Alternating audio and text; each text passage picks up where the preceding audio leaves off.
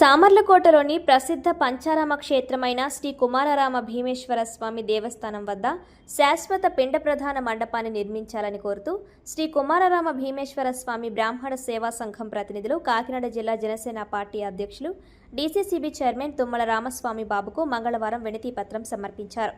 పెద్దాపురం పట్టణ జనసేన పార్టీ కార్యాలయంలో జరిగిన ఈ కార్యక్రమంలో బ్రాహ్మణ సేవా సంఘం సభ్యులు, పురోహితులు, అర్చకులు పాల్గొని తమ సమస్యలను ఆయన దృష్టికి తీసుకువచ్చారు. ఈ సందర్భంగా సంఘం ప్రతినిధులు మాట్లాడుతూ సామర్లకోటలోని శ్రీ కుమారరామ భీమేశ్వర స్వామి ఆలయం దేశవ్యాప్తంగా ప్రసిద్ధి చెందిన పంచారామ క్షేత్రాల్లో ఒకటన్నారు. ప్రతి సంవత్సరం భక్తులు పెద్ద సంఖ్యలో పిండ ప్రదానాలు నిర్వహించేందుకు ఆలయానికి వస్తుంటారని, ముఖ్యంగా 2027 జూన్లో జరగనున్న గోదావరి పుష్కరాల సందర్భంగా లక్షలాది మంది భక్తులు విచ్చేసే అవకాశం ఉన్నందున ముందస్తుగా శాశ్వత పిండ ప్రదాన మండపాన్ని నిర్మించాలని కోరారు. ఈ వినతిని స్వీకరించిన డీసీసీబీ చైర్మన్ తుమ్మల రామస్వామి బాబు స్పందిస్తూ సంబంధిత అధికారులతో చర్చించి ఈ సమస్యకు త్వరితగతిన పరిష్కారం చూపేలా చర్యలు తీసుకుంటానని హామీ ఇచ్చారు. భక్తుల అవసరాలను దృష్టిలో ఉంచుకొని ప్రభుత్వ స్థాయిలో అవసరమైన చర్యలు చేపట్టేందుకు తన వంతు కృషి చేస్తానని హామీ ఇచ్చారు. ఈ కార్యక్రమంలో Kumararama Bhimeswara Brahmana Seva Sangham president Oleti Parvateesam, vice president Bujji, joint secretary Bonala Suresh, Cheemalakonda Gopalam, Appala Siva Venkata Phanindra, market committee director Gadamsetti Srinivas, Peddapuram పట్టణ జనసేన పార్టీ అధ్యక్షులు పొలమరశెట్టి సత్యబాబు తదితరులు పాల్గొన్నారు.